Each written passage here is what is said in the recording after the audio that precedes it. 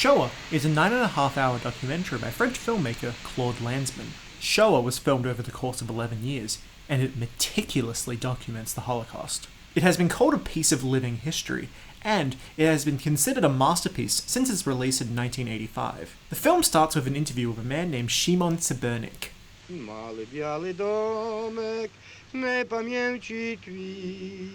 He sings as he rows upriver, while we learn a little bit about him. He was a Polish Jew who miraculously survived Hellno concentration camp, which is considered to be the 5th deadliest extermination camp operated by the Nazis. The film meets Szymon after he testified at the Hellno Guard trials during the late 70s and early 80s in Poland.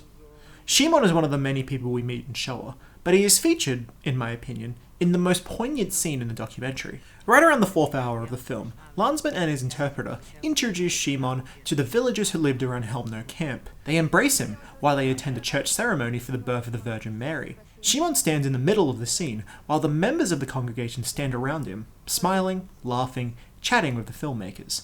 Lanzmann asks them why the villagers remember him specifically, and they reply that they remember him for the chains on his ankles and for his singing voice. Smutny był, nawet ja go podziwiam, mówię, takie dziecko, mówię, trzymacie do tego, mówię, lap, spuśćcie go, do tego Niemca. A on mówi, wow. During his time in Hellno, Szymon was a 13-year-old Sonderkommando, and he'd been kept alive because the Nazi officers would make him row them up and down river while making him sing Prussian military songs for them. He'd been kept alive purely for their own entertainment. And the congregation are just joyed to find out that the boy lived long enough to become a man. Comme il est maintenant, ils en sont très très contents. Ils sont très contents. Oui. Mais pourquoi tout le village se souvient de lui? Dlaczego wszyscy pamiętają o panu Szymku? Now, the members of this church were also under Nazi occupation. There was nothing that they could really do for Jews like Szymon in Hellno. While it is true that elected officials did benefit from the occupation in Poland, rural citizens were terrorized. But they still live with this ever-present sense of survivor's guilt. They explain what happened to the Jews in their town. How they were all forced to sit inside the very church their service is taking place in. Jews of all ages were crying and starving, and they were forced to enter large metal vans. The destination was their death. The citizens of this small Polish town talk about this in a subdued tone. As more members of the church show up, and they learn why the filmmakers are there, that being to document the horrors of the Holocaust, they begin to get defensive. When the filmmakers ask them why the Jews were rounded up into their church, they all proclaim that the Jews were the richest, and that's why they were taken away. And then this guy, who plays the organ for the church and has been standing next to Szymon, walks in front of the camera and starts telling us a story. A story that an unnamed friend told him. While everyone was trapped in the church, the town's rabbi got permission to talk to the Jews. And he told them that 2,000 some years ago, the Jews condemned Christ to death. And in the present, this rabbi supposedly replied, Więc hej, ten rabin oświadczył. Więc może akurat teraz ta niewinna krew spadła na nas. Another lady claims that God has clean hands. The Jews didn't let barbaras take Jesus' place, and then the Jews cried for the blood of Christ to fall onto their heads. Then, as she continues to yell at the interpreter, the camera zooms back onto Szymon, and then he looks into the camera. He is not the slightest bit fazed. Now, a group of Jews in rural Poland have nothing to do with the death of the Middle Eastern man 2,000 years before them. But what is remarkable about this scene is that we watch the Christian Poles grow slowly more anti-Semitic. At a pace that's almost natural to them, they build up to it, as if they didn't even notice. The scene starts out as something entirely different. The warmth fades as they ignore Szymon. They have to try and justify their own feelings of guilt. They have to figure out why their God didn't help the people, the Jews, who were forced into his own church. And then they have to blame the Jews for their own oppression to keep God morally pure. The Jews must have brought it onto themselves. Otherwise, God is not all-powerful and morally virtuous. We watch this all in real time, and it's one of the most incredible things I've ever seen in my life. What this scene teaches us about anti-Semitism is that it runs deep in the human psyche. This scene initially feels quite surreal, but this is thoroughly embedded in the reality of Jewish life. From this we learn that anti-Semitism is not actually about Jews, it is about people who want to persecute them. Anti-Semitism is a kind of bigotry that defines itself as being inherently against something. And if you're familiar with my channel, then you know that I've talked a bunch about the modern history of anti-Semitism in the context of conspiracy theories. But Watching Shoah helped me to understand how this kind of bigotry actually manifests itself in the mind of otherwise normal people. So, with this video, I want to explore the history of anti-Semitism and the metaphysics of this specific type of bigotry. I've done quite a lot of research to get this project up and running, but I must reiterate that I am not Jewish, nor am I religious. I visited a synagogue once, for research. It wasn't very spiritual, and I think that I've only ever met 2 or 3 Jewish people in my life. So I'm obviously not an expert on this topic, and take what I have to say about the nature of religious belief with as many grains of salt as you desire. I'm not a hardcore atheist, and I do have things that I like about religion. If that means that I get something wrong in this video, I encourage people who are more familiar with this topic to correct me. My goal here is to educate a Gentile audience and analyze this. I want to present the history of anti-Semitism, not strictly as a chronology of facts, but as a kind of conversation that might explain the origins of some nasty stereotypes. Welcome back to True History.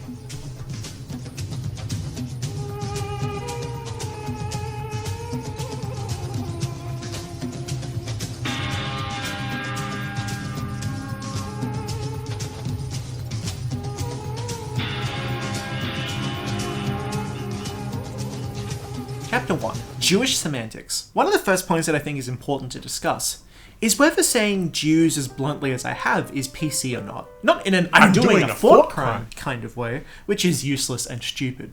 Instead, I want to begin by explaining how Jews view how other people talk about them, and how we can be respectful when we do talk about Jews. Most people who aren't Jewish generally feel uncomfortable about using the word Jew because of historical implications. In the news, we see cases of Jewish people being persecuted, and we don't want to be lumped in with the bad people. I felt like this when I began this project a long time ago, but I have found that this topic is far more complicated. There are compelling arguments on both sides, and I will start with people who think that Jew is fine to use in casual conversation. While Jew has been used as a derogatory term for a very long time, there is still the original meaning to consider. To be Jewish is to be part of the chosen people. To be a Jew is to call back to a tradition that has been going on for 3,500 to 4,000 years. It is that tradition and the wisdom that has accumulated over that time that makes some Jewish people view the word Jew as a compliment. Or Shemaiah, an international Jewish seminary, has an online Ask the Rabbi resource in which the rabbi responded to the question by writing, I personally feel that the word Jew is a compliment. It refers to someone from the chosen people, the people of Israel. I am proud to be called a Jew. One of the earliest uses of the word Jew is in the book of Esther, in which the hero is referred to as Mordecai Hayhudi, Mordecai the Jew. But he is careful to point out that Jew has been used as an insult in English literature. The Merchant of Venice by Shakespeare is an infamous example.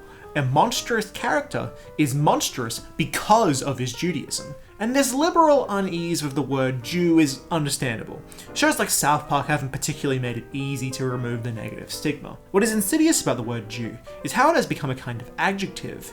Jew is meant to be a noun. It is meant to describe a member of the chosen people. But when people say Jew negatively, it carries an implicit meaning. An unfortunately common saying that a person might say in a bargaining situation is, "You can't Jew me down on the price." When we hear this, we are supposed to infer something about the character of the person being criticized. And I saw these Chinese guys, and as soon as he says Chinese guys, I was thinking, I hope that's relevant.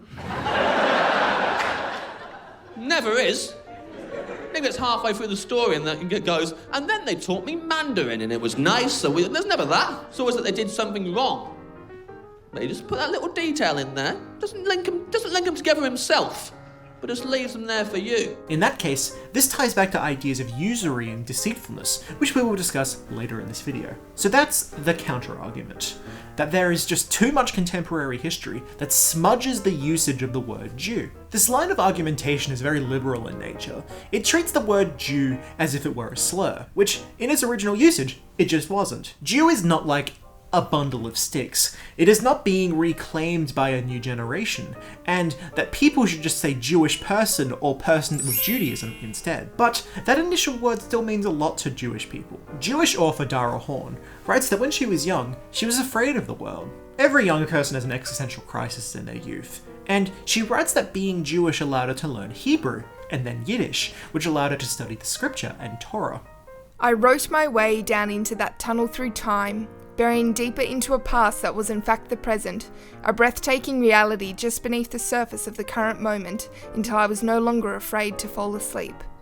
Because there are 4,000 years of forebears to look back to for support, it makes Jewish people feel a bit more secure now. With most of the problems modern Jews have to deal with, they can look back and feel as if they aren't alone. It also helps that Jewish scholars have been prolific and incredibly philosophical for all of their history, and that's one of the wonderful advantages of being religious. And of course you're going to feel a sense of pride for that. You feel as if you are a part of something larger than yourself. This, to me, was what being Jewish meant. The gift it gave me in the wonderland of a country that long ago gave my family a future. Now, to answer the question, and remember, my opinion doesn't matter that much because I have only researched this community and I am not Jewish, the consensus at the moment leans towards using Jew as neutral to a compliment. Ask 2 Jews for an opinion, you'll receive free. But Jew is seen as a synonym for the chosen people. Jewish people seem to like that, at least a bunch of rabbis on the internet do. But Jew will always be dependent upon the context it is uttered in. It matters that you aren't using the word to imply something negative about their character. If someone is offered a pork sausage and they reply that they are Jewish, that's an okay sentence. It is grammatically shorter than having to explain that your religion doesn't consume pork. But if someone says that a clerk was rude to them and they point out that they had a Jewish surname, then that's not okay. The two ideas aren't mutually exclusive, and by bringing up their religion, you are creating negative inferences. So, using said logic, I will be using the word Jew fairly liberally throughout this piece.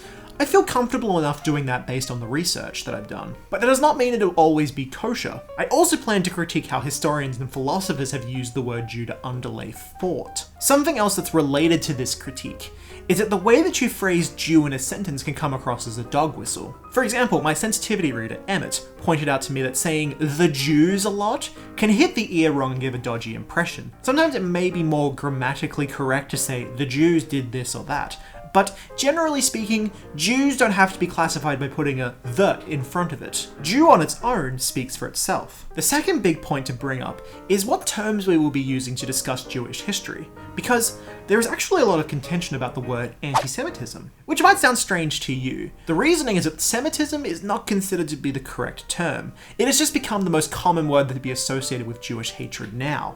Scholar of Jewish history, Robert S. Wistrich, in fact opens his book Anti-Semitism, The Longest Hatred by discussing this very topic.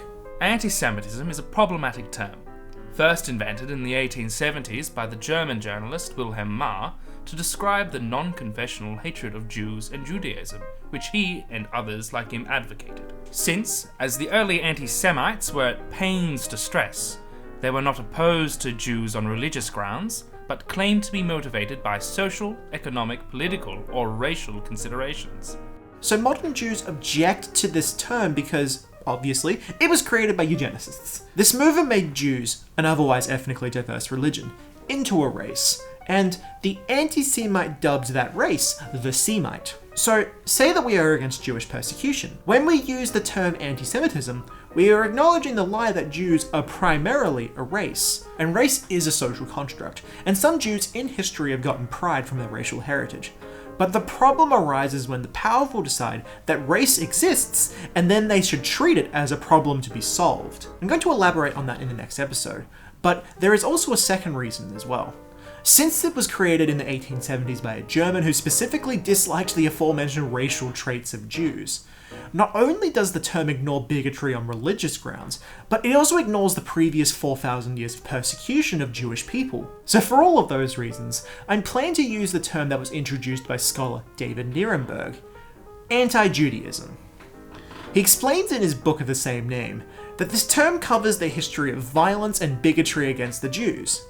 Instead of calling Jews Zionists, Israelis, Jewish, Judaizer, or Hebrew, Judaism is cohesive, and it's more semantically correct when we speak about persecution on religious grounds. For example, scholar Deborah Lipstadt argues that the hyphen in anti-Semitism is problematic because it once again legitimizes the idea of Jews being part of a race. Consider the term anti-immigration. The concept of immigration already exists, so the anti and the hyphen enhance the meaning of the word. She argues that since Semitism doesn't really exist on its own anymore, there's no point in using the hyphen or even really capitalizing any of the letters. She is careful to point out that while anti-Semitism might not be the best term, it has become the dominant term and it's pointless to fight it. So, while it might be more accurate to say that modern Jewish bigotry is closer to the anti-Semitic term, historically, Jewish people have been persecuted and killed for their religious beliefs. For this reason, the series will be split into 2 parts. Part 2 will focus on the eugenics of modern anti-Semitism, but for now, we're going to discuss how Jews have been persecuted in history. Chapter 2. Dead Jews. God damn it. This is why you should never stack your books. Dara Horn wrote one of my favourite books of 2021. The provocatively titled People Love Dead Jews is a meditation of contemporary Judaism and a measured analysis of the wider public's reaction to Jews. She argues that while being Jewish was a source of great pride for her, she couldn't help marvel in the way that the world categorizes her. She writes about one of the first times that her classmates found out that she was Jewish. There was this strange bewilderment in her voices. They didn't expect her to be Jewish because she was alive and in front of them. Horn writes, Like most people in the world, they had only encountered dead Jews. People whose sole attribute was that they had been murdered and whose murders served a clear purpose, which was to teach us something. Jews were people who, for moral and educational purposes, were supposed to be dead. Jews are people, but they're treated as a kind of non-being. They aren't Christian, they aren't Muslim, they aren't Sikh. They're something else. And the state of non-being, of being different, is the seed. A seed in the mind of bigots that germinates into anti-Judaism. So I want to explore that as a foundation before we get into the history. You might well say, well, the focus on dead Jews is inevitable, right? If the faith has been around for 4,000 years, the vast majority of Jews in history will inevitably be dead. This is the first thing that I thought as well, but it turns out to be a very milquetoast take. Everyone knows who Anne Frank was. Not because of the life she lived, but because of the tragedy of her death. She could have become a great writer. So we sonder upon the 6 million dead of the Holocaust. But simultaneously, we don't focus on Jews who are alive. We focus on the buildings that people built before us, the Egyptians who built the pyramids, the Romans who built the Colosseums and the Pantheons. In viewing these structures, we think of the life that created them, and we celebrate their life, their inability to die completely. Horn argues that society views Jewish life very differently. Well, rather we focus on Jewish death. In life, we don't treat Jews very kindly, but in death, we revere them. This is because dead Jews serve as a warning. What is that warning exactly? Since ancient times, in every place they have ever lived, Jews have represented the frightening prospect of freedom. As long as Jews existed in any society, there was evidence that it in fact wasn't necessary to believe what everyone else believed, that those who disagreed with their neighbours could survive and even flourish against all odds. Because Jews have always transgressed against societal norms, they have always been targeted by the powerful. A common theme in Jewish history is the powerful redirecting complaints of inequality onto Jewish people. The kings highlight Jews' otherness, stoke up some xenophobia, and watch the plebs tear Jews apart. All the while the kings maintain the status quo. This idea has evolved into many different forms throughout history, and every single time, the lesson we ought to learn is the same. The freedoms we cherish are meaningless without our commitments to one another, to civil discourse, to actively educating the next generation, to welcoming strangers, to loving our neighbours. The beginning of freedom is the beginning of responsibility. Our night vigil has already begun. Now that we know this, we can finally discuss the history of Jewish persecution. I want to remind everyone that when we go through this, we are dealing with real human beings. Their lives, cognitive abilities, emotions, and perceptions of the world were not that different to yours or mine. We should be able to completely empathize with these people. We should also aim to understand why persecution happens, because if we learn from that, we can potentially retort anything like it that we encounter in modern times. Note that each chapter here is only scratching the surface. There are entire books written about each section, and I will be examining a small portion of that in this video essay. Further, I am specifically going to give a pretty Eurocentric history of Jewish persecution, particularly once we get past year 1000. This is because that's the most of the history that I've read about, and that's most relevant to my arguments. Chapter 3. Ancient Xenophobia. The first 2,000 years of Judaism is mostly recorded in sources that are not the most reliable or interesting for our purposes. There's a lot of the priests of Kuman, this, and King Darius, that. So, I don't want to just tell a bunch of stories from a bunch of old scrolls. Instead, this will be a synthesis of a lot of different sources, and I hope by doing that to explain what Judaism is to a more Gentile audience. Scholars refer to this period as ancient Xenophobia, so it is important that we discuss why exactly it was that the Jews were picked on for their religion specifically. Some of the earliest writings we have about Jewish people are from ancient Greece. This was the age of the Pantheon. Zeus, Poseidon, Hades, all master of their own domain. The Greek people created gods in their own image. Friedrich Nietzsche famously said that they were all worshipping their own best qualities. If you want to learn more about Nietzsche's take on the Greeks' morality, you should probably watch this video of mine. It's in the top, I don't know, this place. At this point in early civilization, polytheism was all the rage. A pantheon of flawed gods who each preside over civilization's important areas. There were also pagans, and they were not respected by the larger, more established polytheistic civilizations. What made the Jews stand out was their devotion to a single god. The Jewish God, represented without the O, is a perfect all-knowing being, and he created the world by himself in 7 days. This was a god without a name, and is referred to with masculine grammar. He was an aniconic figure, which means that, unlike Zeus, we don't know if he had a great big beard, or like Sobek, we don't know if he had a crocodile head. But it is suggested that the Hebrew god created human beings as his own original design. Contrast this with Christianity, where God made man in his own image. The Jewish God is one who is alone, and his only relationship is the one to the world that he created. Core to the tenets of Judaism is the idea of the covenant. God promised Abraham that if he stopped worshipping false idols, moved to Canaan, and got circumcised, he and his wife Sarah would have a son in their old age after a lifetime of infertility. This was the deal that was made 4,000 some years ago. Side note, there's a lot of discourse about the practice of circumcision, and most of it is anti-Judaic in nature, so I don't want to wade into it too much. You should know that the covenant is one of the most important tenets of Judaism. The Jews of old worshipped and thanked their God in free annual pilgrimages to Jerusalem. Passover, which takes place generally around early April. Passover is considered to be a holiday that celebrates the Jews' exodus from Egypt. You already know about Moses parting the Red Sea, via cultural osmosis. During Passover, you generally eat and pray lots. It's a time for family and contemplation. So long as you don't eat any wheat, oats, or rye or barley, you're kosher. Literally. The second festival is Shavat, which generally takes place around early June. This has traditionally been a time of grain harvest. During the holiday, you're asked to eat lots of dairy and study the Torah, which is one of those huge scrolls that you sometimes see. This is a day where people share crops and they pray. Finally, Sukkot is celebrated, generally in mid-October. The event is to commemorate the Jews' pilgrimage through Egypt. The Jews built a sukkah. This is a little house with a tiny door. According to the Jewish Museum, today, the sukkah is a reminder that only God creates a real sense of security and protection. Which is lovely, isn't it? Look at it go! Look at this little guy. Whee! Some sukkahs are not tiny, but they're like makeshift sheds. Here, people pray, eat, and sleep. And to cover all bases, towards the end of the ancient period, towards about 198 BCE, we have the rise of events like Hanukkah, which most people are familiar with. Not too shabby. So this is a rough outline of what Judaism is. It's an ethical system of monotheism. The Jewish God told their chosen people how to live correctly, and in exchange, he would perform miracles for them. Another factor that's important to note is that the religion is matrilineal in nature. You can only be Jewish if your mother was. The reasoning behind this is that, well, your mother is more likely to be around when you're born.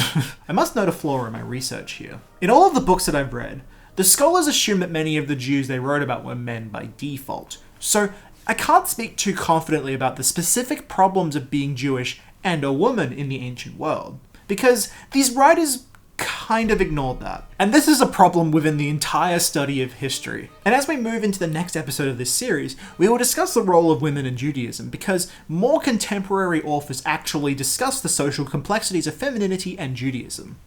So with all of that in mind, this is where we get into ancient xenophobia. Because the Jews had a single perfect god, they caught the ire of societies which had a pantheon of gods. This separatism led to the most serious charge that the pagan world brought against the Jews in Judaism, namely that they hated the gods and the rest of mankind. It's very important to frame this correctly. Much of the justification for anti-Judaism throughout history has been laid at the feet of Jews themselves. It's the notion of they stood out and they refused to assimilate that people use to rationalize why people in ancient times hated them so much. It is blaming the victim for your oppression of them. Remember what I discussed at the end of the last chapter. It was the Jews' individualism that was a threat to wider society. Robert Wistrich also speaks about this. For some indigenous Greeks or Hellenes, thoroughly convinced of their own superiority over the non-Greek world, Judaic separatism must have seemed like an intolerable affront by a culturally backward people to the unity of the Hellenic civilization. The fact, moreover, that Hebraic monotheism insisted its own sense of chosenness and cultivated a sense of moral superiority over Gentiles aggravated the feelings of resentment. But this resentment did not come solely from the plebs. Jews take every Saturday off for their Sabbath. The ancient rulers of old did not take very kindly to a portion of their subjects taking a free day off of work. And this wasn't universal. For example, the early Romans allowed Jews to take their Sabbath day. Therefore, a lot of early anti-Judaism came from the nobility's aversion to not being productive to your lord, and then the plebs harassed them for being the chosen people. This was the initial stigma that the Jews had to deal with.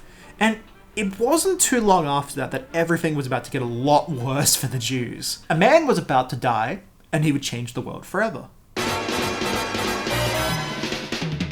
Jesus H. Christ, the big guy upstairs. If he really existed, then he might well be the single most famous person to ever have existed. Born of a virgin, this Middle Eastern Jew was a preacher who made up a wacky origin story and made a lot of people angry. He claimed to be the Son of God, which was a pretty common claim at the time, and many people, including the Jews, rejected him. This Son of God, however, had the audacity to heal people during the Sabbath, and he'd tell them that God has forgiven their sins without sacrifice? What blasphemy! How dare he! All of this upset the Pharisees and the Romans, and we know he was crucified and was apparently resurrected. That's a pretty crass retelling, but I bring up old mate JC because do you remember at the beginning of this essay? Old lady yelling at a camera crew, Shoah.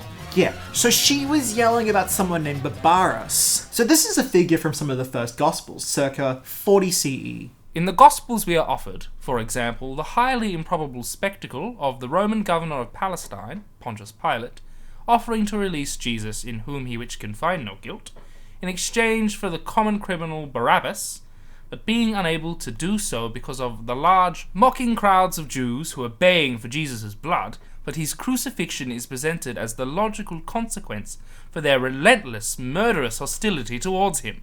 People are still angry about this, and nonetheless, they aren't pissed at the Romans.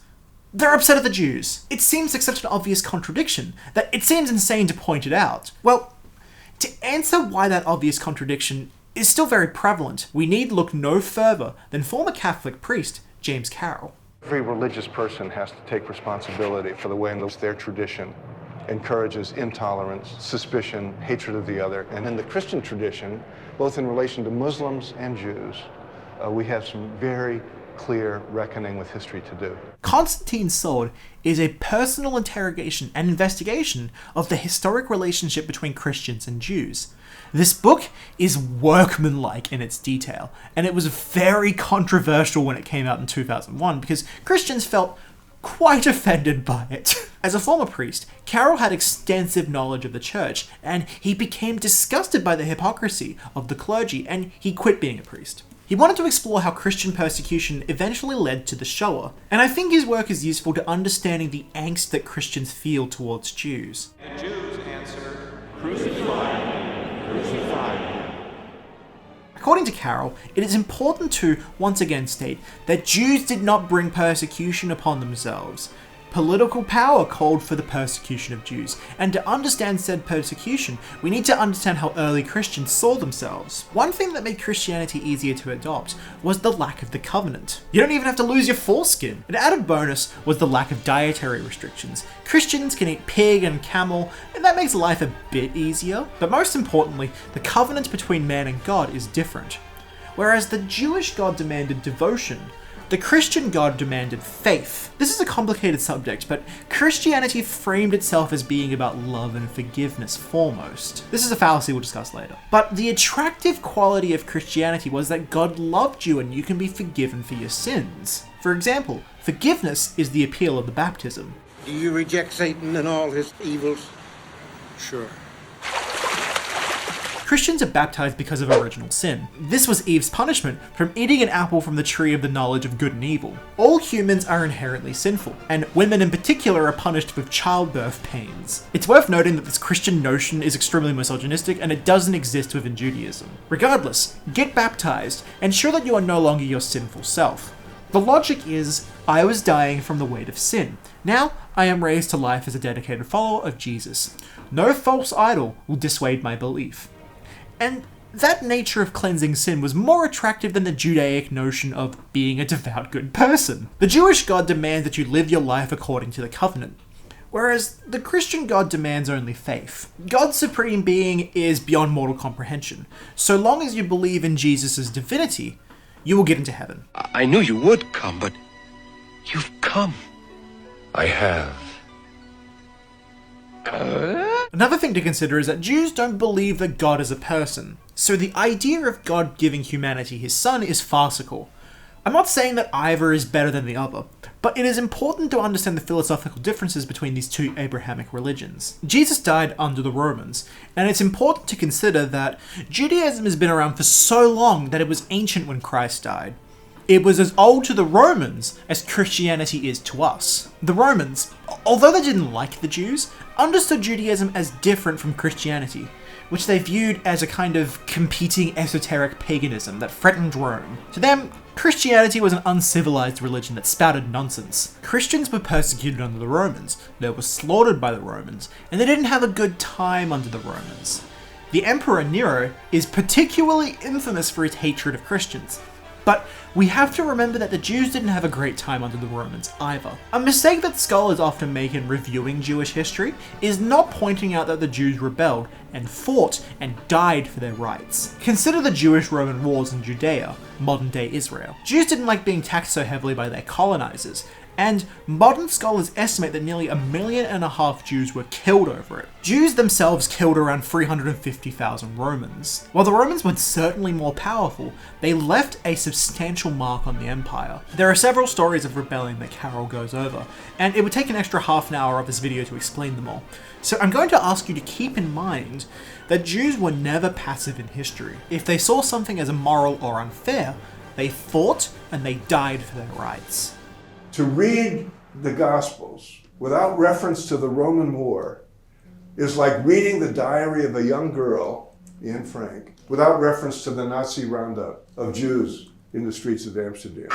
We Christians have no memory of the Roman War, so much so that we can remember Pilate as a figure of benign concern for Jesus, whose hand is forced by the Jews to put him to death. So, reading the anti-Jewish elements of the New Testament, we must read them understanding this history and understanding them as a record of one group of Jews in conflict with another group of Jews in the overall context of a brutal war. Christians, meanwhile, in part because of these wars, Christians tried to separate themselves from this ancient religion. It's from this period, before Constantine, that we get some of the fundamental differences that Christians still use against Jews today. For example, Christians still use what we call the Old Testament in their religion, but the New Testament was written approximately 40 odd years after Jesus' death, and they were careful to reframe how God was seen. Jesus died for humanity's sins. He preached non-violence and forgiveness,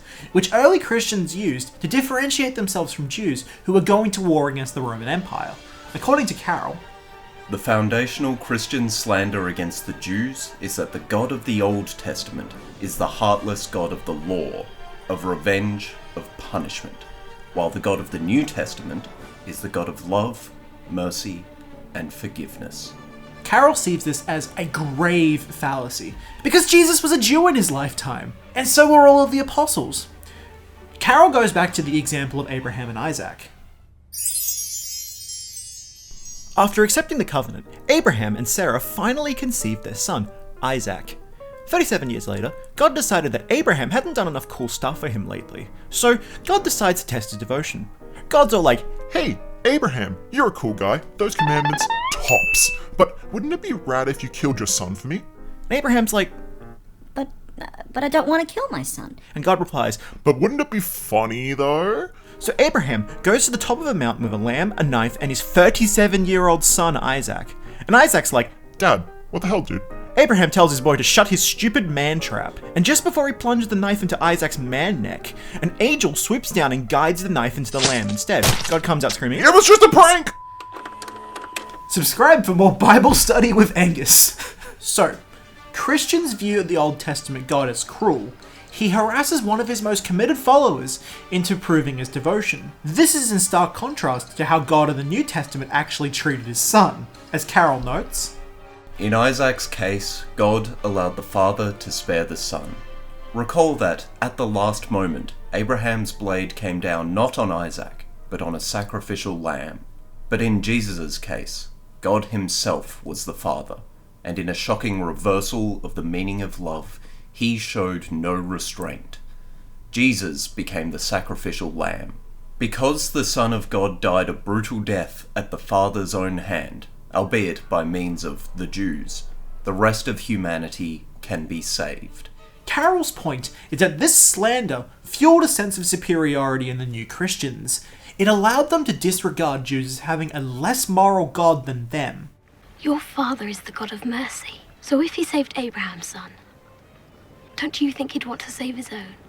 Some Christian scholars say that the point of Jesus being sentenced to death by Pilate and the Jewish crowds is not that the Jewish masses were ignorant and resentful of Jesus' words. Instead, the story of the crucifixion is a reminder that following the crowd and ignoring your own faith...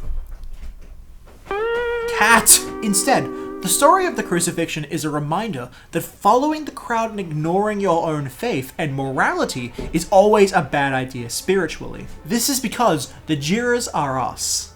They perform piety instead of following God's wishes. As the saying goes, good work doesn't make your faith better. You must have faith to imbue your works with meaning. And the most ironic thing about the notion that Jews killed Christ is that it ignores the lesson that God was supposedly trying to teach mankind. Spiritually, it does not matter if the Romans or the Jews killed Christ, because the point was to believe in Christ's teachings, and by ignoring that lesson, you are actively taking Christ's name in vain. I would be remiss not to mention Judas Iscariot, one of Jesus' 12 apostles, and the man who set in motion the eventual crucifixion of Christ. He was a Jew, which isn't particularly remarkable because Jesus and the rest of the apostles were also Jews. But Judas is a more recognizable figure than Barabbas or Pontius Pilate. Judas is also where we get the origins of the Jewish stereotype of money, as he infamously sold Jesus out for 30 pieces of silver. I find it interesting that Nuremberg and Wistrich barely mention him. I don't think this is an oversight on their part, but I think that the actual analysis goes back to the fact that, as I've discussed already, it was still the Romans who killed Christ. But from a pop cultural perspective, most people blame Judas for the death of Christ, and that's a fallacy. We will return to Judas in the next episode. Tell me, do you praise the Jews for crucifying Christ? And for, even to this day, blaspheming him and calling him a lawbreaker? Chapter 5. Constantine the Jerk. Let's fast forward to the year 1312 CE. A general named Constantine is preparing for battle against the Roman Emperor Maxentius. His soldiers were exhausted and demoralized, but the story goes that Constantine, who was a pagan, looked up into the stars and saw a crucifix in the sky. Constantine saw this as a sign from God that he was destined to win.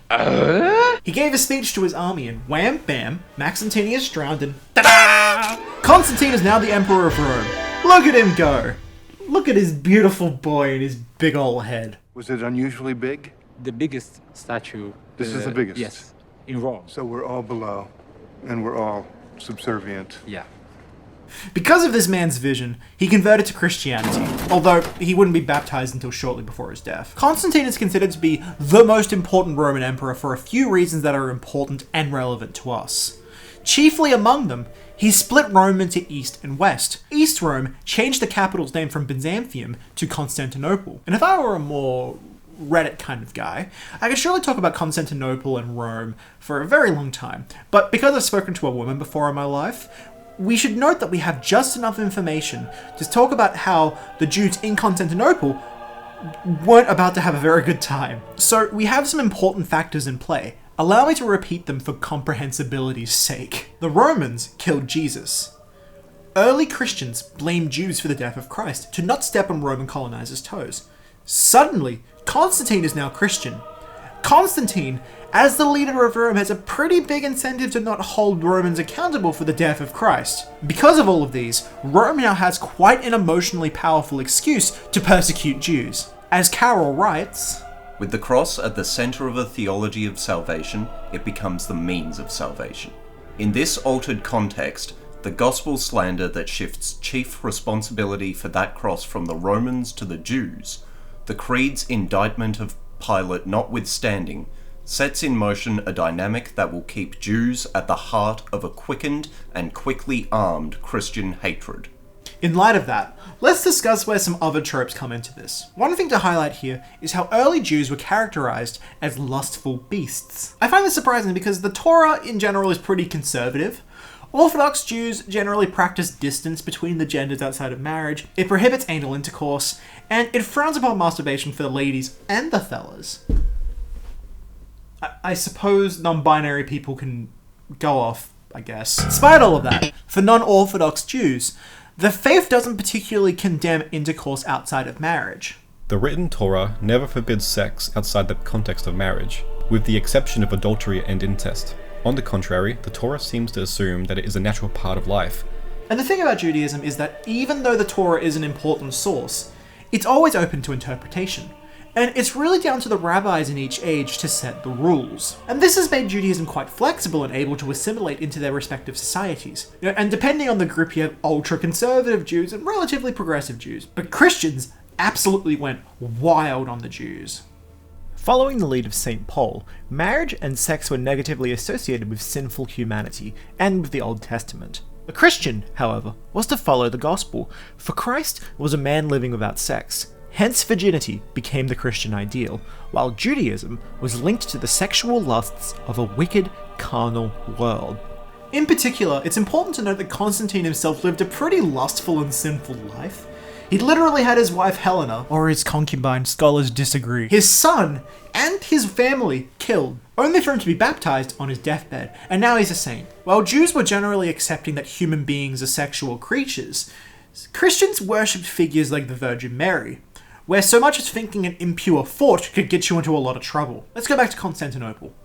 You might be wondering a question. Why did the Roman Christians keep the Jews around if they hated them so much? And this turns out to be quite an interesting question, actually.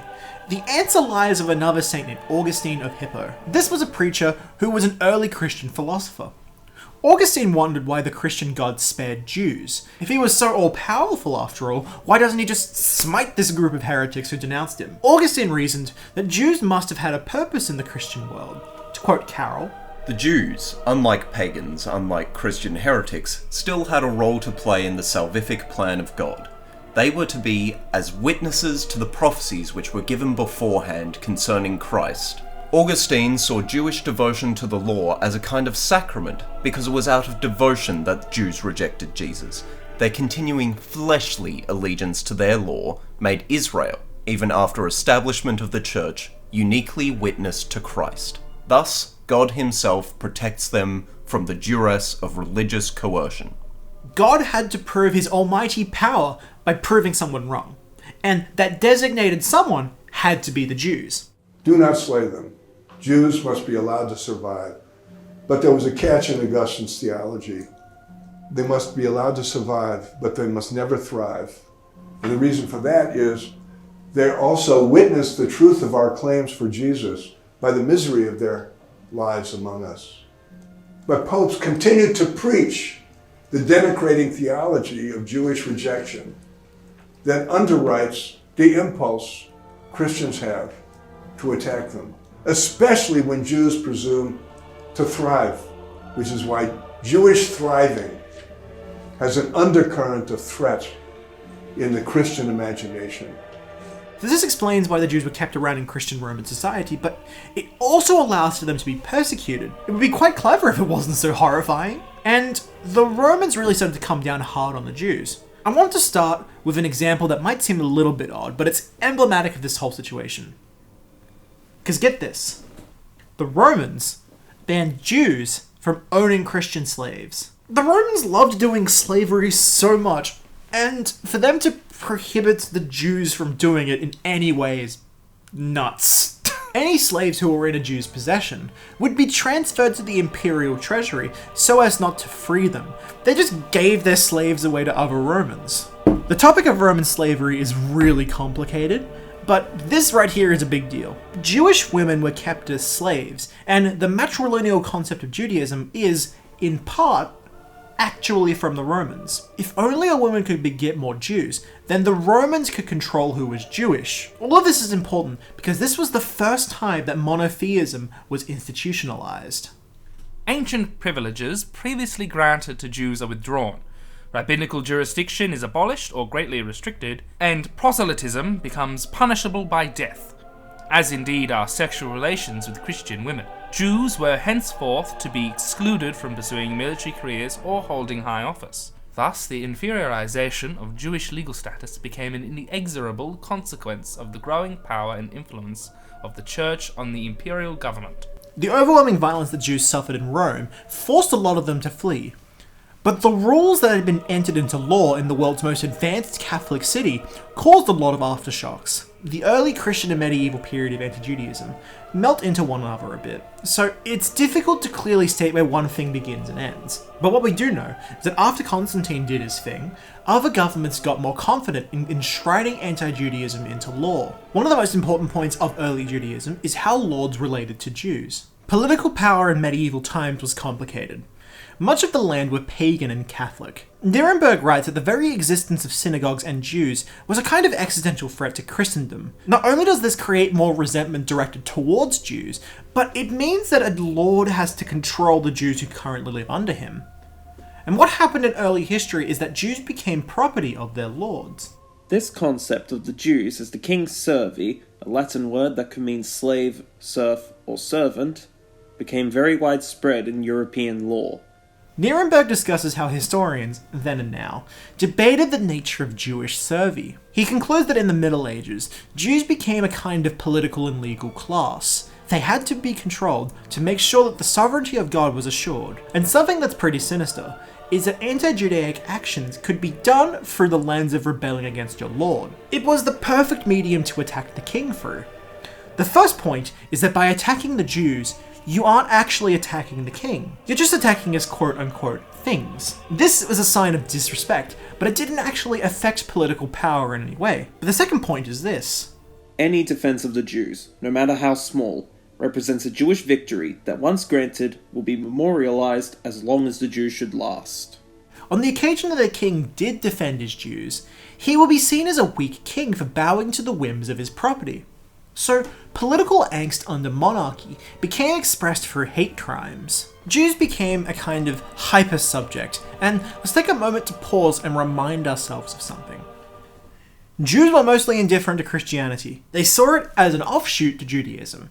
Sure, the Talmud doesn't recognize Christ, but it didn't recognize any other god, whether they be Roman or Christian.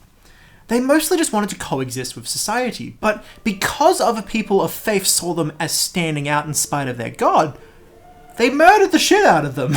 This is not theological warfare. This is just killing Jews for their beliefs.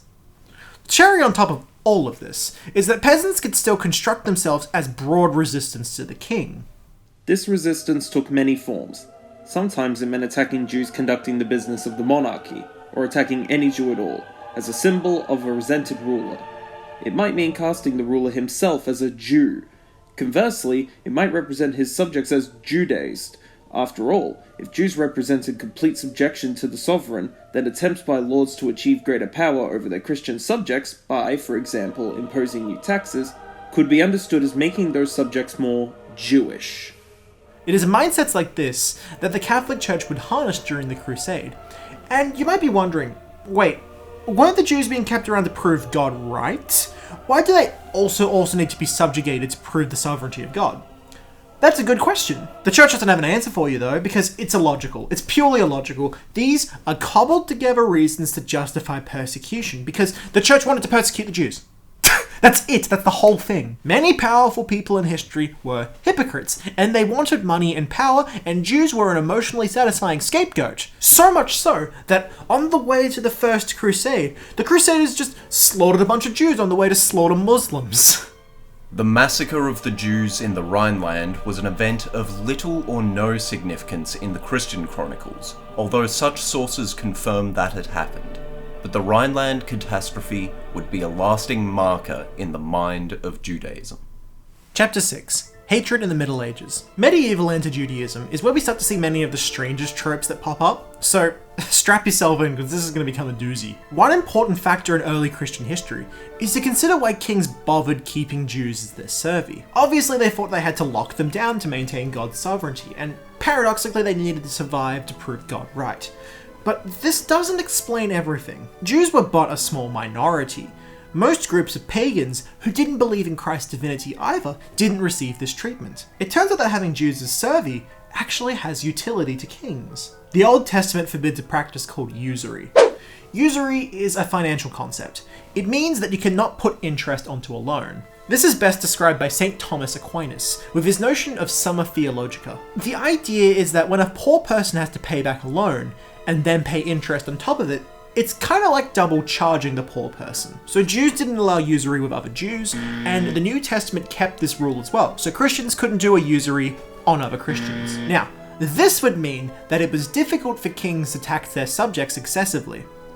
They could give their subjects loans, but it would be sinful to make them pay interest, right? Which means significantly less profit for the king. And the neat thing about having servi is that you're the king, you have so much power and so much violence at your disposal that you can just make them do whatever the hell you want. You can milk the cows because they're the king's cows after all. And because of that, Jews could loan money to Christians with interest. The kings figured that if they allowed this, they could just tax the hell out of the Jews. Voila! No sins here, good Mr. Sir. So some Jews would end up making a bit of money in medieval times, but this association with Jews and banking stuck throughout history. And it also didn't help with the whole Judas 30 pieces of silver thing, because the Christians were still quite upset about that whole thing. This is an incredibly sneaky trick because it was organized by the kings. And once again, monarchs managed to divert negative attention from themselves onto the Jews. According to David Graeber, one mustn't exaggerate the Jewish role in lending. Most Jews had nothing to do with the business, and those who did were typically bit players, making minor loans of grain or cloth for a return in kind. Already in the 1190s, preachers were complaining about lords who would work hand in glove with Christian moneylenders claiming they were our Jews, and thus under their special protection. He further argues that by the end of the 1100s, many Jewish loaners were rural and they held no systemic power. Much of the resentment towards Jews was in fact manufactured by monarchs. And if the time ever came where the crown owed Jewish loaners too much money, they'd just incite a pogrom to get rid of their debt. This is one of the great hypocrisies of history. You weren't allowed to do this thing because it disproportionately impacted the poor, but you still really wanted to do it because of greed, and you made your soul pure by blaming Jews. They crafted the hypothetical Jew as a leech, while the kings indulged themselves on the blood of serfs. And this construction of Jewish hunger for blood would end up becoming way more literal than the original metaphor intended.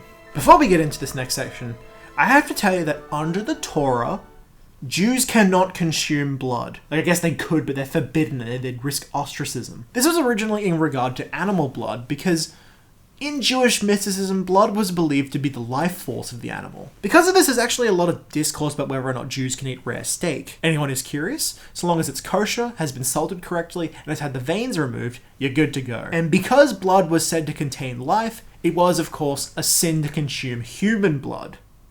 Keep that in mind as we go through this next part, okay? The year is 1114. England and Normandy are in the midst of a terrible civil war known as the Anarchy. This was a war of succession, and to cut a very long story short, the heir to the English throne died in a boating accident. So when King Henry I died, he wanted his only daughter, Elizabeth, to succeed him. But the lords hated women at the time, so they wanted this guy, Stephen, to be the king.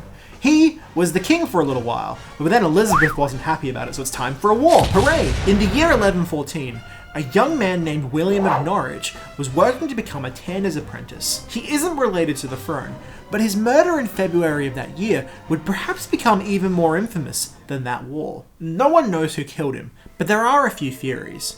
It is believed that, since there was a civil war happening, a stray soldier probably killed young William. Historian of medieval history, Emily M. Rose, writes that there may have also been another reason. The Second Crusade wouldn't happen for the next couple of years, but crusaders were gearing up for it, quite literally. Individual crusaders were expected to buy their own war horses, weapons, and armor. Since these loans were considered risky, and people tended to die in crusades, the loans that some people took out had very high tax rates. And because the crusades were yet to start, it means that some peasants were getting pretty antsy about being broke.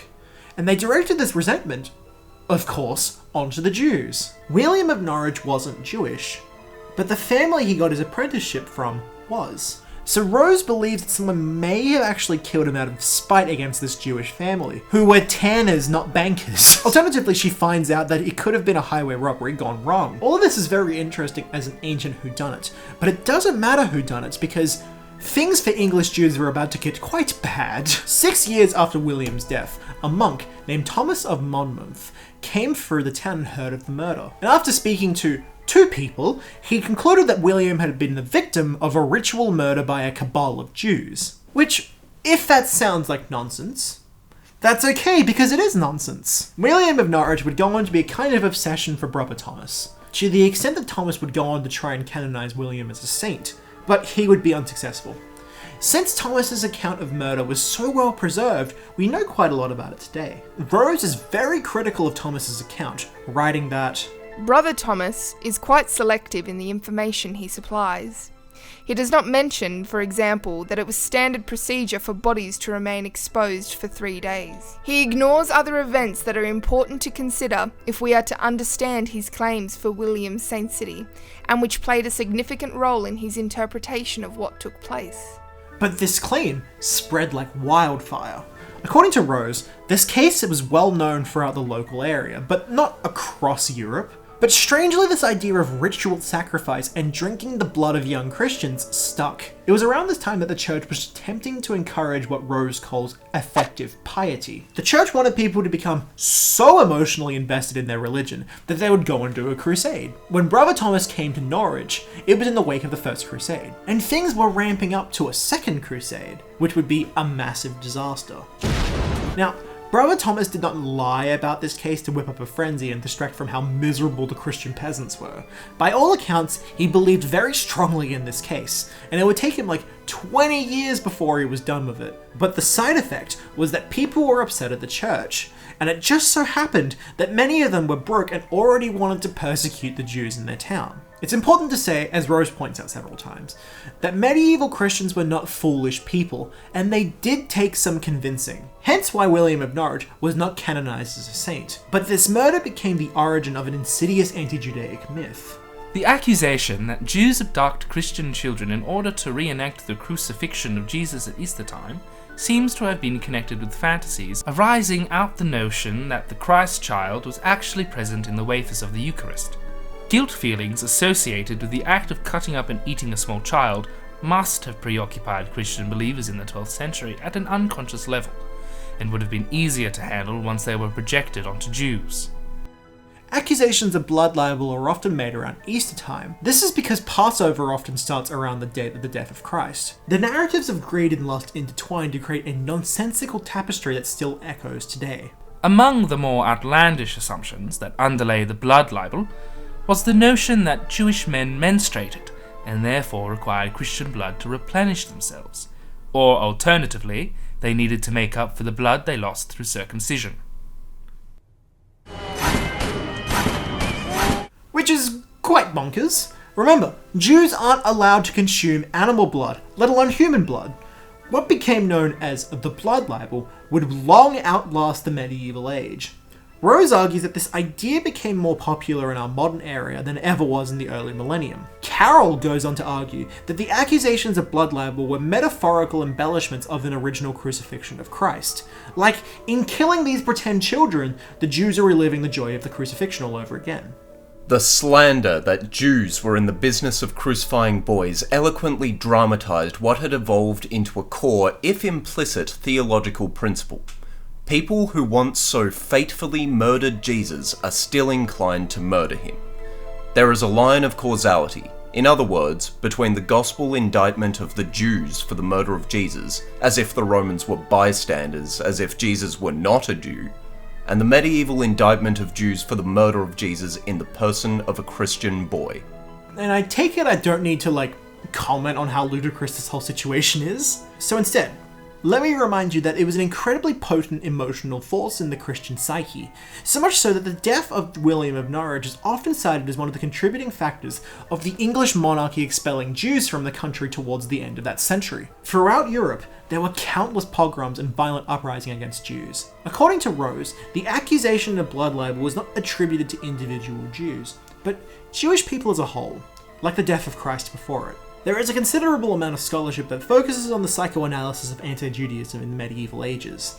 Anxieties about pedophilia were, in a sense, sublimated into Jewish persecution. If you've watched my other videos, you'll be familiar with James A. Aho. Aho wanted to understand what people gain when they construct enemies as evil. He argued that people create villains for three main reasons: justify doing violence against them, to unite otherwise disparate groups, and to alleviate and express guilt. When we consider Aho's observations alongside Wistrich's recounting of anti-Judaism, we can see that Jews are not only persecuted for the convenience of the church, but they were emotionally satisfying scapegoats. From the perspective of medieval Christians, Jews worship a God that does not care about forgiveness and requires strict adherence.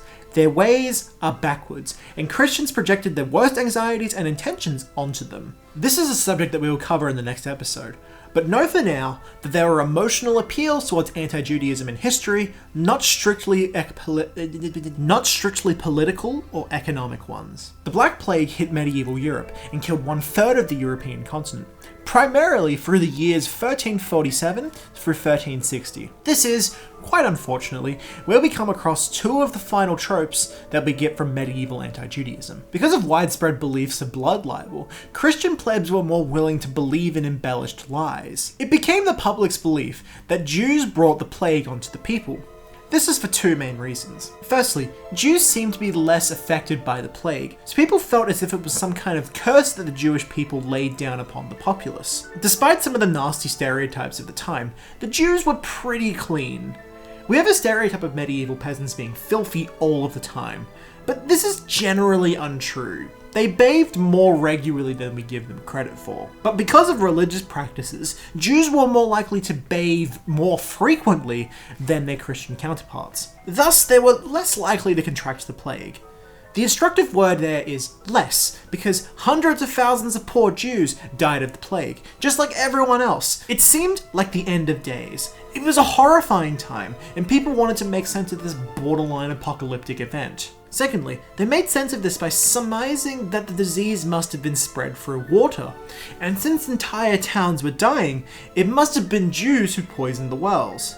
While religious fervour undoubtedly played a role in the well poisoning accusations, which were sometimes accompanied by the blood libel, there were also social and economic factors at work. Greed for Jewish property rather than religious zealotry motivated the killers, except in the case of the flagellant bands, considered by the church as sectarians and heretics, whose numbers had greatly increased during the Black Death and who undoubtedly whipped up popular passions. What is most ominous, however, was the way in which the well-poisoning hysteria provoked a new charge against Jewry, which suggested that they were engaged in generalized conspiracy against the Christian world in order to take revenge on their subjugators. This powerful libel, which led to the destruction of many Jewish communities in medieval Germany, would also become a central theme in the repertoire of modern anti-Semitism. When Wistrich says the destruction of Jewish communities, he's not using hyperbole.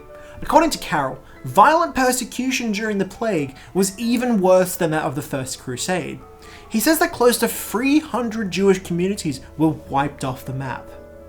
The accusations of blood libel and well poisoning were devastating for European Jews. They spread across the continent over the course of 20 years. Blood libel sounds like an outlandish idea to us today, but it still influences modern conspiracism. The notion that the cabal of evildoers kill children to harvest adrenochrome is directly related to this centuries-old myth. Now, before we get into the final chapter of this episode, I have to mention something.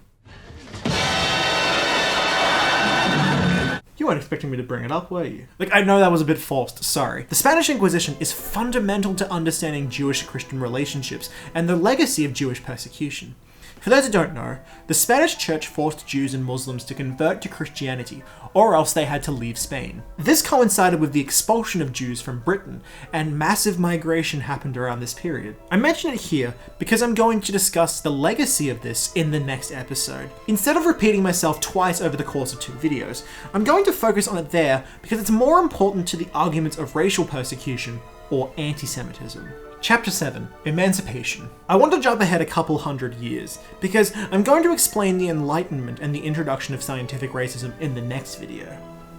So far, we have explored the first 3 phases of anti-Judaism: ancient xenophobia, early Christian, and medieval hatred. And before exploring modern anti-Semitism, we have to understand a foundational event in modern Jewish history. The land that makes up France has been Catholic for nearly 2,000 years. Some scholars say as early as 177 CE and others 496 CE. And that is important when we get to the year 1789. The French Revolution is an extraordinarily complicated topic, but what is important to us is the Estates General. This was a system that was supposed to support kings during times of great stress. And France was in the terrible recession in the 1780s. So King Louis XVI assembled the Estates General for the first time in a couple hundred years. And this was made up of 3 estates. We have the clergy, the aristocracy, and the nobility. The final represented the vast majority of the French population. The clergy was closely allied with the aristocracy, and the two passed legislation to consolidate political power for themselves and suppress the underclass. This radicalized the Third Estate. Instead of being seen as a part of normal French society, Catholicism became seen as a tool of suppressing the lower classes. This is important for what happens some 20 years later. The French Revolution happens, and the new regime wants to secularize the government, expel the suppressive power of the clergy from France. Not only does this diminish the influence of the clergy, it also means figuring out what to do with the Jews. Ever since medieval times, Jews were considered to be a very particular social class, but many of the revolutionaries wanted to feel legitimate, and according to Nuremberg, they spent a lot of time debating what was to be done with French Jews. Yet, during the 2 years of the National Assembly's existence, and with all the urgent business of building a nation from scratch to address, the Assembly took up some 32 times the question of whether Jews could be citizens. To be legitimate was to control the king's survey. They eventually concluded that, since they wanted to disregard Christian sovereignty, they didn't need to oppress the Jews. And thus, the emancipation of the French Jews is a big deal. For the French deists and French materialists, the Old Testament was no less obnoxious than the Gospel. The synagogue was no less offensive to reason than the church, and rabbis as much impostors as priests. It's important to know that Jews weren't free from bigotry. They were still being persecuted for being religious, but they weren't persecuted for being Jewish. Which for Europe is pretty good. There were a few Jewish victims of the Reign of Terror, but they weren't persecuted for their Jewish belief. Instead, the Assembly announced that Jewish belief was as worthless as any other religion. This is very dismissive, as Carroll points out.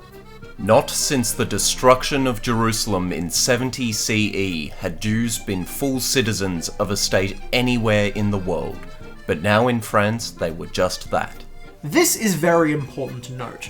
Jews were citizens. They had fundamental civil rights, not because of their religion, but because of their humanity. The humanism of the revolution was certainly flawed. Consider the principles of liberty, fraternity, and equality.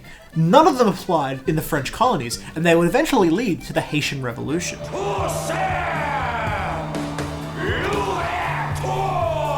But that humanism... No! But that humanism was extended to Jews. It is important to point out, though, that in the ashes of the revolution, there were no laws that explicitly protected Jews on the basis of their Jewishness. This was a point of intellectual pride. France was the birthplace of Jewish emancipation. Without the influence of the church, look how enlightened we are. And it is true that the suppression of the Catholic Church in revolutionary France was very significant in world history.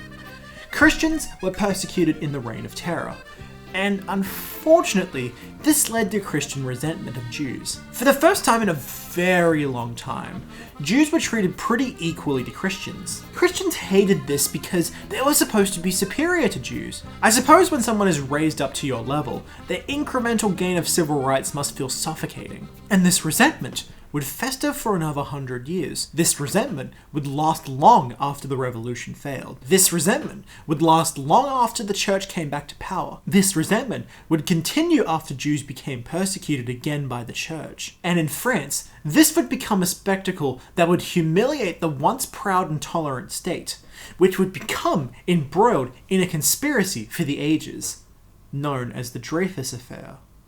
This is where I'm going to leave this episode. What a doozy of a cliffhanger.